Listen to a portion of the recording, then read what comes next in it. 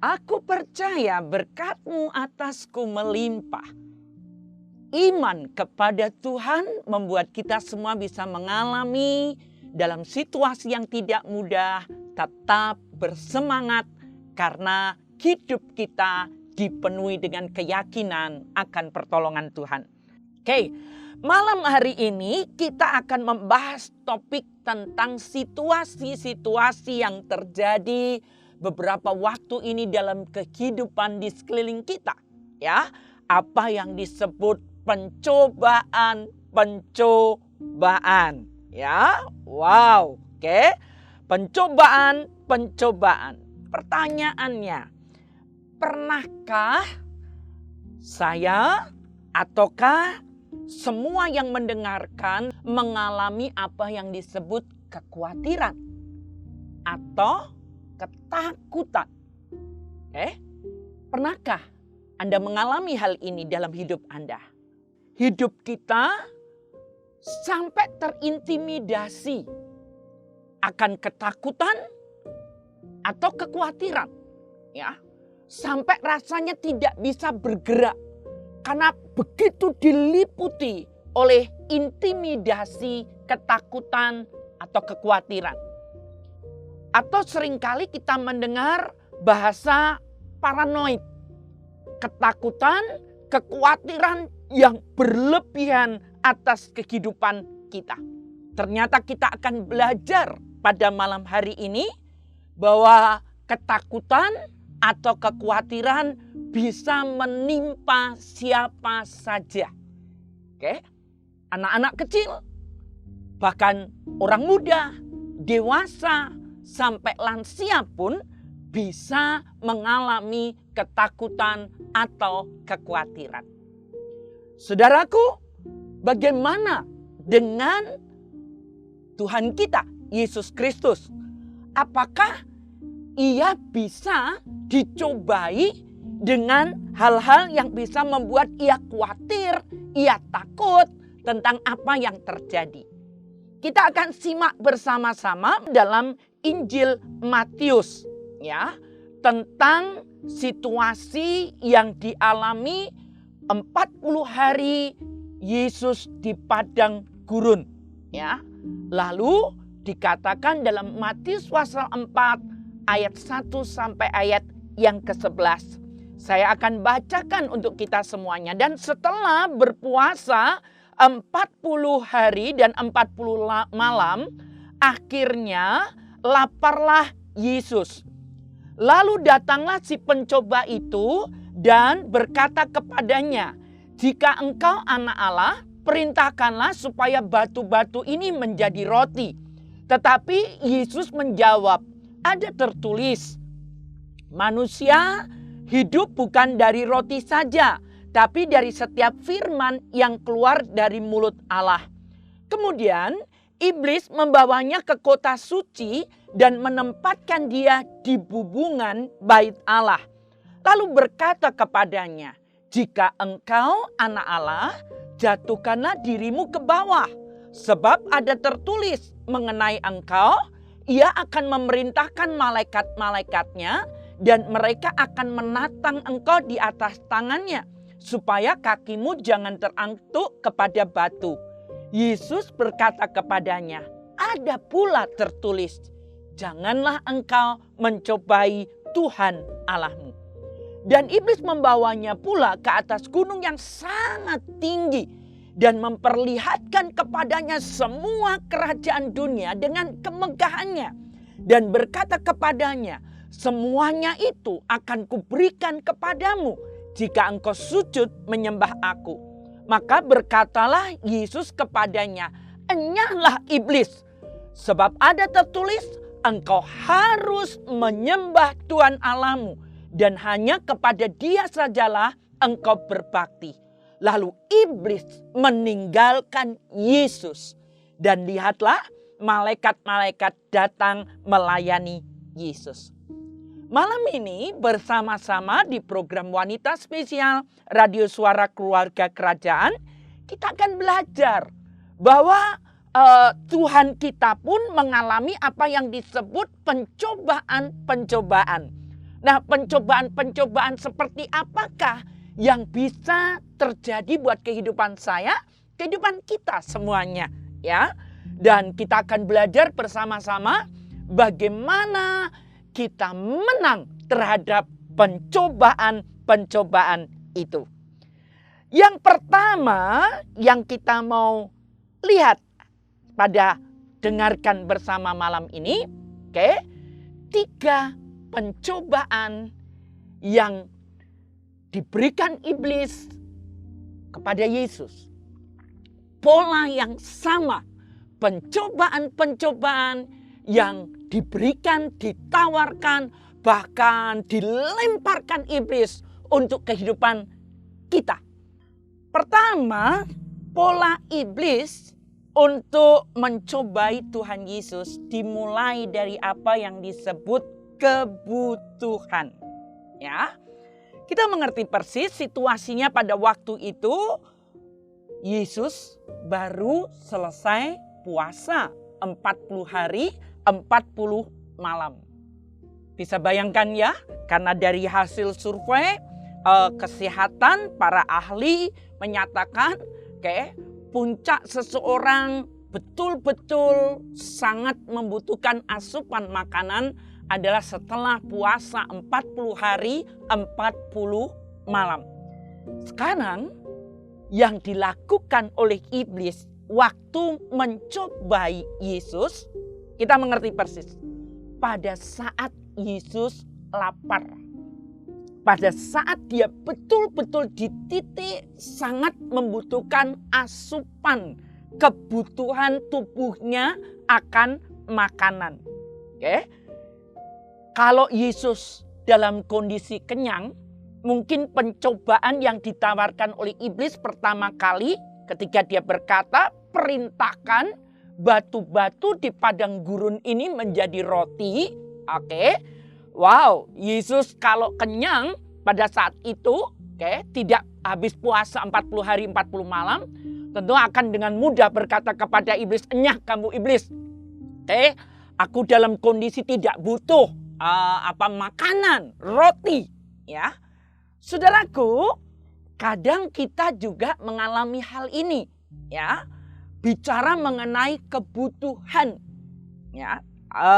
Kebutuhan akan makan, kebutuhan akan pekerjaan, kebutuhan akan keuangan finansial bisa menjadi alat yang dipakai oleh setan, oleh iblis untuk mencobai kehidupan kita. Apalagi didukung oleh tempat waktu Yesus dicobai oleh iblis itu di padang gurun. Kita mengerti persis, di padang gurun tidak ada toko bakery, tidak ada toko jual makanan atau pedagang jual makanan. Yang ada di padang gurun adalah hanya fata morgana. Karena yang ada di sekeliling padang gurun hanya ada pasir, hanya ada batu-batu. Wow, ini benar-benar luar biasa. Bicara mengenai pencobaan yang kita alami, kadang kita lagi butuh, punya kebutuhan, terus kemudian situasinya tidak ada di sekeliling kita yang bisa memberi pertolongan. Atau kita berkeluh kesah. Wow, karena pada waktu Yesus dicobai hanya ada situasi tempat yang dia lihat tidak ada seorang pun kecuali satu, ada iblis di situ. Saya sudah dengar ini dan seperti sebelum tadi siaran pun dengan program Wanita Spesial, saya mendapat berita bahwa ada seseorang atau ada sebuah perusahaan yang tidak bisa membayarkan kepada orang-orang yang berkompeten untuk bisa mendapatkan keuntungan, ya. Bahkan karena perusahaan itu diaudit dan berkata sejak tahun lalu, setahun lebih yang lalu, tepatnya sejak bulan April tahun lalu sampai hari ini, sampai akhir tahun 2020, perusahaan itu sudah minus. Dan minusnya tidak main-main. Minusnya nilainya miliar. Ya, pemimpin perusahaan ini menyampaikan bahwa ada banyak karyawan yang akhirnya di PHK. Orang-orang yang akhirnya putus hubungan kerja karena situasi yang ada. Lalu, wow, satu sisi ada kebutuhan-kebutuhan, baik kebutuhan primer, makanan yang perlu disediakan untuk keluarga. Kalau bapak-bapak untuk istri, untuk anak-anak.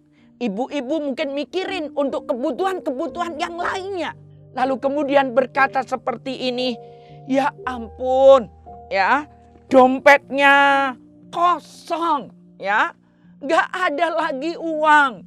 Ya, bahkan tadi saya sempat membaca dari salah satu status saudara yang berkata uang di dompet tinggal ribuan, ya, beberapa ribu saja. Padahal mesti harus kebutuhan ini, bahkan disampaikan besok masih tahu bisa makan apa, ya, tapi lusa sudah tidak tahu mesti makan apa. Lalu di tengah situasi kebutuhan, yang mendesak ini, tiba-tiba di sekeliling kita seperti Yesus alami. Gak ada toko yang menyediakan untuk menjual makanan di padang gurun. Gak ada tempat untuk kita bisa berkata tolong saya dalam situasi ini. Karena kita mengerti orang lain pun juga mengalami hal yang sama. Saudaraku, lewat program Wanita Spesial, Anda dan saya perlu mengerti ini. Bukan hanya Anda yang mengalami itu. Yesus, Tuhan kita, juga mengalami yang sama. Di padang gurun, ujian pencobaan yang pertama yang ia alami adalah kebutuhan. Ya, kebutuhan. Oke. Wow. Bagaimana yang lainnya? Kebutuhan, makanan, roti. Namun kita bisa tahu Tuhan kita berkata, sekalipun ia tahu ia mampu untuk memerintahkan batu-batu menjadi roti, tapi Yesus kita berkata enggak. Ya, ia berkata dengan tegas kepada iblis dengan perkatakan apa yang jadi perisai iman firman Allah. Ia berkata ada tertulis manusia hidup bukan dari roti saja, tetapi dari setiap firman yang keluar dari mulut Allah. Maksudnya apa ini? Menghadapi cobaan akan kebutuhan, tapi Yesus tidak mau mengikuti apa yang iblis perintahkan. Nanti kita akan pelajari tentang hal itu. Yang kedua adalah pencobaan. Pola yang kedua yang dikerjakan oleh iblis. Iblis tahu persis, setan tahu persis siapa Yesus. Bahwa yang sedang dicobai itu adalah anak Allah. Allah yang menjelmakan dirinya menjadi manusia. Lalu yang ia kerjakan adalah, waktu ia memberikan pencobaan kepada Yesus, ya, iblis berkata seperti ini. Ada tertulis tentang engkau bahwa kalau engkau menjatuhkan dirimu ke bawah, maka malaikat akan diperintahkan untuk menatang engkau, menjagai engkau. Ketika dibawa ke tempat yang tinggi. Apa sesungguhnya yang sedang dikerjakan oleh iblis terhadap Yesus dalam hal ini? Ya, sebenarnya bicara mengenai keangkuhan hidup. Ya, iblis coba memutarbalikkan, mencoba Yesus, memperdaya Yesus dengan menunjukkan statusnya sebagai anak Allah, sebagai Allah yang menjelma untuk menjadi manusia.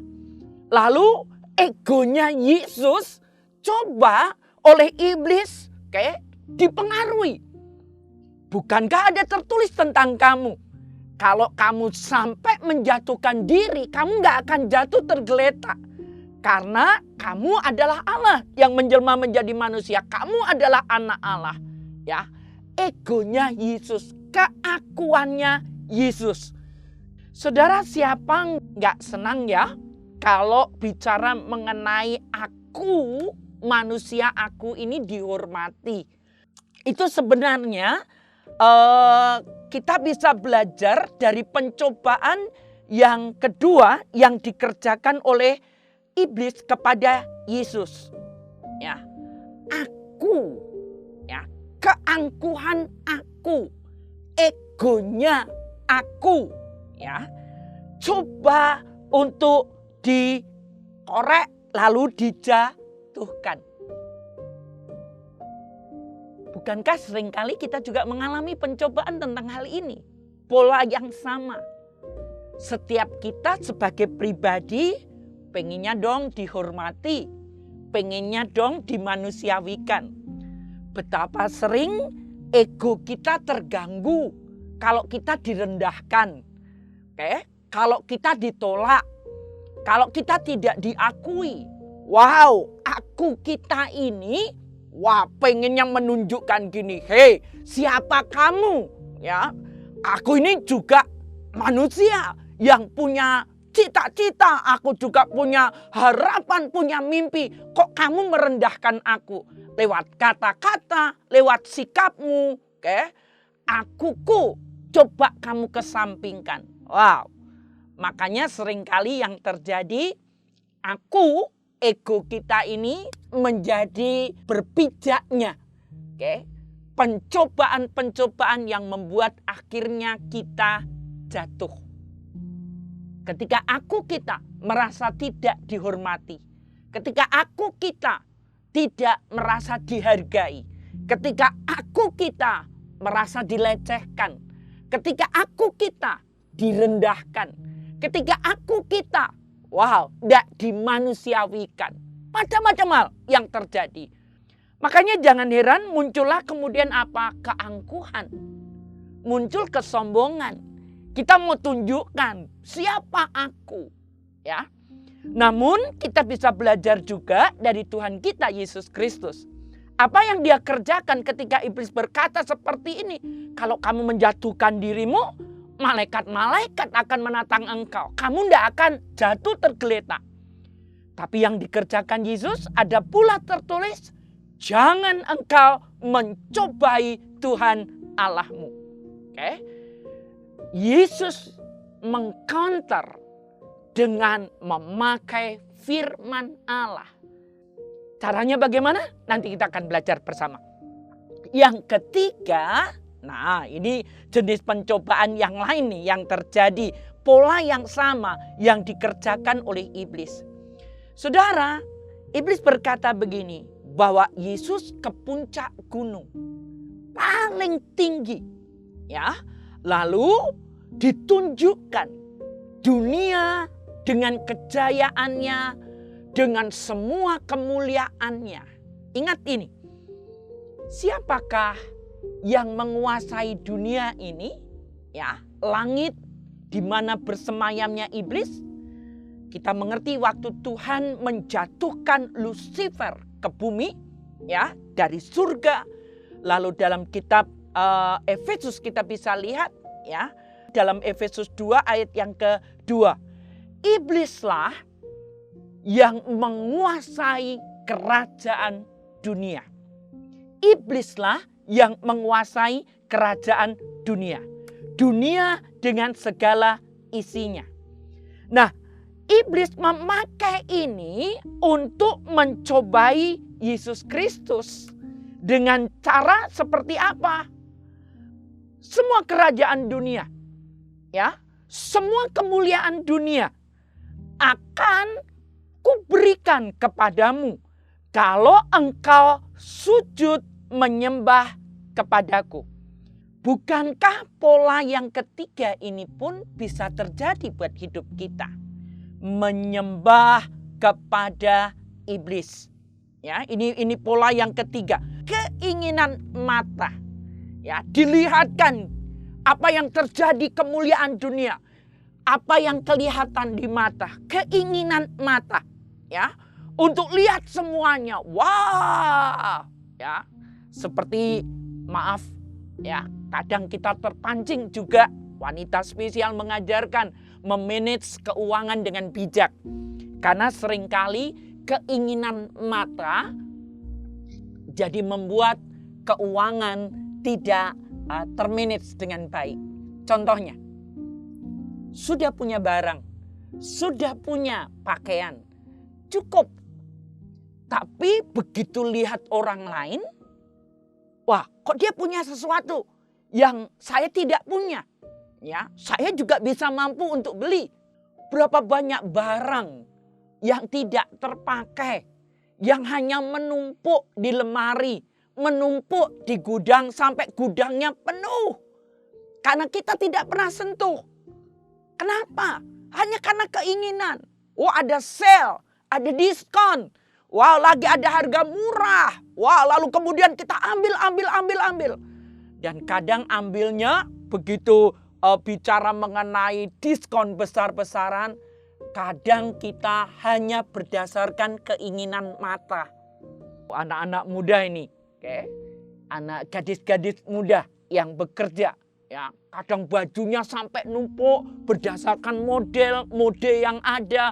Pengennya beli tas, sepatu, dan aksesoris yang lainnya. Jam tangan sampai jumlahnya belasan, banyak. Tidak salah sih, itu uang Anda memang, betul. Tapi pertanyaannya, bukankah pencobaan hanya karena keinginan mata yang sebenarnya bisa dipergunakan untuk yang lainnya, akhirnya hanya teronggok saja, bahkan maaf, kadang bisa jadi sampah. Saudaraku, kita sudah belajar bahwa ternyata pola yang dipakai oleh iblis untuk mencobai Tuhan Yesus, pola yang sama juga iblis kerjakan untuk mencobai kita. Dimulai dari kebutuhan, lalu ego, ya, keangkuhan hidup, ya, dan yang ketiga keinginan mata, dunia dan segala isinya. Bisa jadi hari-hari ini Anda dan saya mengalami pencobaan yang terjadi karena kebutuhan. Lalu kemudian di tengah kebutuhan ternyata kita mengalami situasi seperti Yesus mengalami di padang gurun. Gak ada satupun yang bisa menolong kita. Gak ada orang yang bisa kita minta tolong karena situasinya yang terjadi saat itu. Lalu pencobaan yang lainnya adalah keangkuhan hidup. Waktu ego kita, ya, aku kita merasa direndahkan. Kita tidak dimanusiawikan, tidak dihargai, tidak dihormati. Oh, ini bisa menimbulkan keinginan kita untuk melawan, keinginan kita untuk membuktikan diri. Lalu pencobaan yang lainnya adalah keinginan mata, dunia dan segala isinya. Sekarang yang jadi pertanyaan, belajar dari Tuhan kita, bagaimana mengatasi pencobaan-pencobaan itu? Dengan cara seperti apa yang dikerjakan oleh Yesus? Hari ini saya berbicara tentang salah satu perlengkapan senjata Allah untuk melawan pencobaan-pencobaan. Dikatakan dengan jelas dalam Efesus pasal 6 ayat 16, dalam segala keadaan. Keadaan seperti apa? Ketika Anda dan saya mengalami pencobaan. Pergunakanlah perisai iman. Sebab dengan perisai itu kamu akan dapat memadamkan semua panah api dari si jahat. Perisai iman. Iblis yang mencobai kita dengan memakai pola-pola yang dikerjakan mencobai Yesus, melepaskan panah apinya ke sasaran kehidupan kita. Dengan semua yang disebut ketakutan, kekhawatiran kalau kita tidak memenuhi kebutuhan, keinginan, bahkan keangkuhan hidup kita tidak terpenuhi. Ia memberi kepada kita kekhawatiran. Besok kamu makan apa? Siapa yang bayar sekolahnya anakmu? Bagaimana minggu depan? Siapa yang bayar angsuran? Sementara uangmu tidak cukup. Ya.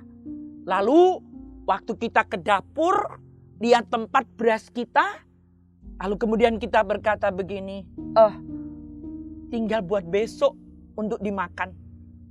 Lalu iblis menyerang kita lewat pikiran kita dari apa yang kita lihat sekeliling kita. Lalu berkata seperti ini buat kita.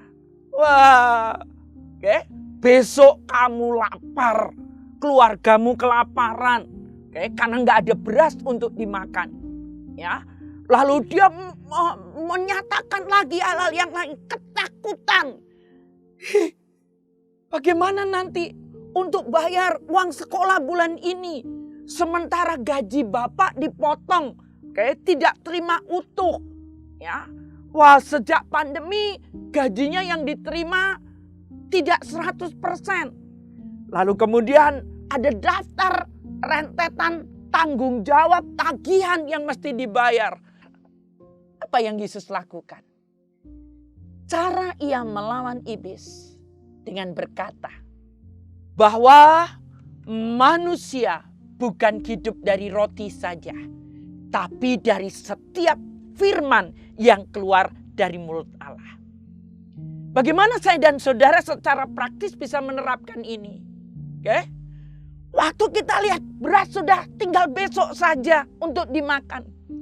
Tapi kemudian kita ingat ada ayat yang berkata, bunga di padang yang tidak ditanam, tapi tumbuh begitu cantiknya dengan warnanya yang begitu indah, dipelihara oleh Tuhan begitu rupa.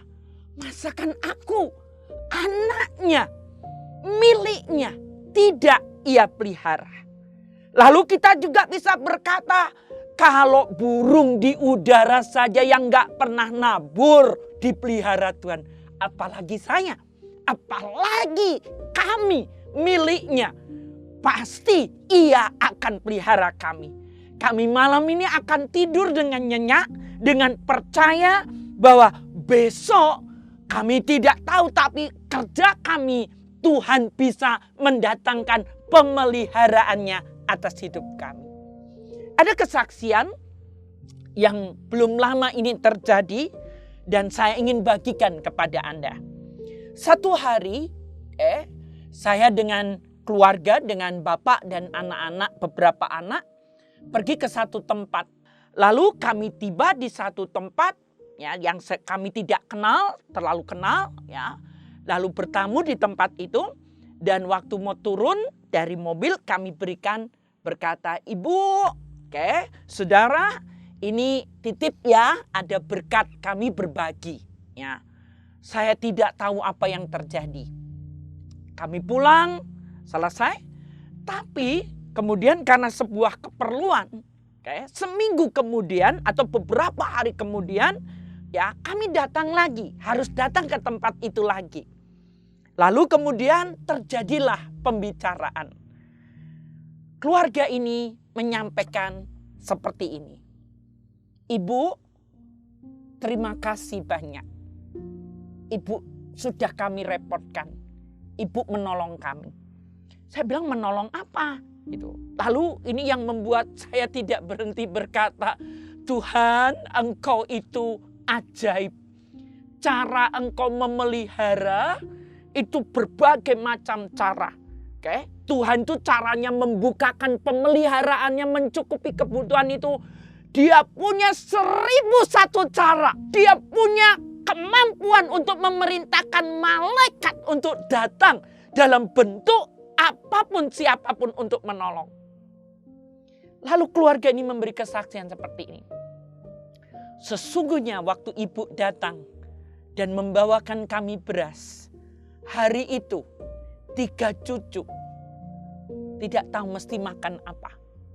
Hanya ada sarapan pagi tadi, lalu karena situasi yang terjadi, karena kami bertamu siang, jadi hanya sedikit sisa untuk makan cucunya. Ibu dengan putranya tidak makan. Lalu kemudian ya, beliau tidak tahu sore nanti cucunya mau makan apa. Karena sudah tidak ada uang dan tidak ada beras sama sekali. Lalu ibu datang siang, bawakan kami beras. Kami berterima kasih. Hari itu cucu saya bisa makan. Bukan hanya cucu saya bertiga, saya dan anak saya kami bisa makan. Bahkan nyambung beberapa hari. Nah, saya yang terakhir datang ke tempat beliau ini, saya sekali lagi, Roh Kudus hanya taruh di hati saya seperti ini, bawakan beras lagi. Saya sempat berpikir seperti ini, bukannya baru beberapa hari lalu, baru seminggu yang lalu saya bawa beras. Tapi Roh Kudus seperti hanya kasih ketetapan di hati saya, bawa lagi beras. Dan ternyata betul waktu kami berikan beras kali kedua, ia sampaikan seperti ini, terima kasih Ibu, ya, ini nyambung lagi.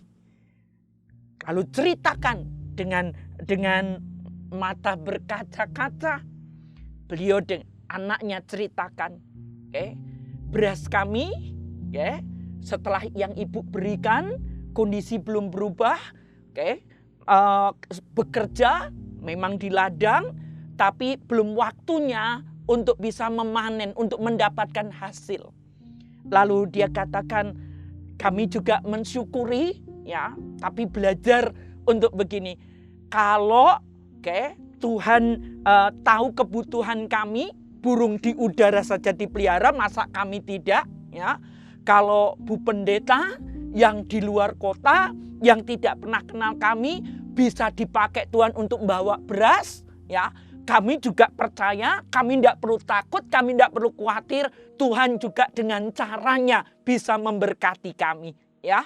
Pokoknya bisa makan, ya, itu yang disampaikan kepada saya. Dan saya mendoakan pada akhirnya Tuhan berkati pekerjaannya sehingga cepat untuk bisa panen, menghasilkan dan bisa menjualnya sehingga bisa melanjutkan kehidupan lebih lanjut. Tapi dari situ kita bisa belajar satu. Kenapa kita harus terus khawatir? Kenapa Anda terus khawatir? Kenapa Anda terus paranoid? Ketakutan berlebihan. Iblis paling seneng loh. Iblis diuntungkan loh. Kalau Anda terus khawatir. Anda terus diliputi ketakutan. Karena kemudian Anda hanya melihat kebutuhan jauh lebih gede. Padahal ada Tuhan kita jauh lebih besar daripada kebutuhanmu. Kalau Ia berkenan mendengar doamu, menjawab, Tuhan bisa pakai sekali lagi 1001 macam cara untuk memelihara Anda dan saya. Wow. Kalau Anda dan saya mengamini, katakan amin. Amin. Amin. Ayo perkatakan firman Yesus, cara menangkis menggunakan perisai iman dengan memperkatakan firman Allah. Iblis tidak bisa bergerak lebih lanjut karena kita tangkis. Tuhan berkata bahwa aku berharga. Waktu kemudian ego kita direndahkan terus kita mau marah. Kita berkata, hei, kamu boleh ngomong apapun. Aku berharga di mata Tuhan. Aku mulia. Aku tahu pasti Tuhan akan membawa aku kepada keberhasilan. Tuhan akan membawa aku kepada kemenangan. Hei, lawan iblis, maka iblis akan lari dari hidup kita. Itu yang firman Allah katakan buat kita semuanya. Keinginan daging. Kita diberikan hikmat pertolongan Roh Kudus. Ngapain? Kalau tidak perlu, kenapa harus gengsi? Kenapa harus hidup dengan segala gengsi yang ada dari keinginan daging, keinginan mata, dunia dan segala isinya. Saya dan saudara diingatkan, bahkan malam ini, apapun yang kita miliki, Mau bicara kita punya simpanan uang deposito, mau punya emas, mau punya macam-macam aset. Ingat ini, satu waktu kita mati, tidak kita bawa. Tidak ada yang kita bawa. Semua ditinggal. Mau sombong apa kita? Mau ngandelin apa? Kekayaan? Gengsi kita? Wow, gak dibawa. Gak dibawa. Makanya Yesus lakukan ini. Dia tangkis semua pencobaan iblis dengan memperkatakan firman Tuhan. Engkau harus menyembah kepada Tuhan Allahmu. Dan hanya kepada Tuhan Allahmu saja engkau harus berbakti. Malam ini kita mau sepakat. Kita sudah dengar kebenaran ini. Pencobaan-pencobaan yang dilemparkan seperti anak panah api oleh iblis kepada kita dengan pola yang sama. Kebutuhan, keangkuhan hidup, ya, ego kita, dan keinginan mata. Ya, seperti Yesus dicobai di padang gurun. Malam ini, siapapun kita yang berkata, firman yang saya dengar lewat program Wanita Spesial berbicara kepada saya secara khusus. Saya mau menang. Saya mau menang. Saya mau gunakan memperkatakan firman Tuhan seperti cara Yesus menangkis serangan iblis. Kekhawatiran, ketakutan dari semua kebutuhan dan sebagainya. Keangkuhan hidup, keinginan mata. Aku harus menang. Mari kita sepakat. Kedangkan tangan Anda ya kepada saya dan kita akan sepakat dalam doa. Mari kita akan lakukan ini. Tuhan, terima kasih untuk firman-Mu malam ini. Siapapun kami bisa mengalami seperti Yesus alami di padang gurun setelah puasa 40 hari 40 malam dicobai oleh iblis. Kebutuhan kami, keinginan mata ketika melihat pencobaan yang terakhir, atau juga keangkuhan hidup, ego kami. Tuhan, kami sepakat untuk berkata, kami akan memakai cara Yesus untuk melawan iblis, menangkis serangan pencobaan iblis dengan memperkatakan firman. Di dalam nama Yesus, kami katakan dalam nama Yesus, setiap kami yang mendengarkan dan melakukan doa kesepakatan ini, kami akan pergunakan firman Tuhan. Kami akan perkatakan firman Tuhan untuk menangkis perisai iman, untuk menangkis anak panah dari iblis. Dalam nama Yesus, dan iblis akan lari dari kami. Kami akan menang terhadap pencobaan-pencobaan yang ada. Terima kasih. Shalom Tuhan. Damai sejahtera, sukacita, pertolongan Roh Kudus, tutup bungkus darah Yesus terjadi atas kami semuanya. Terima kasih di dalam nama Tuhan Yesus. Mari kita yang percaya bersama katakan amin. Amin. Amin. Kiranya kita diberkati oleh Tuhan berlimpah-limpah.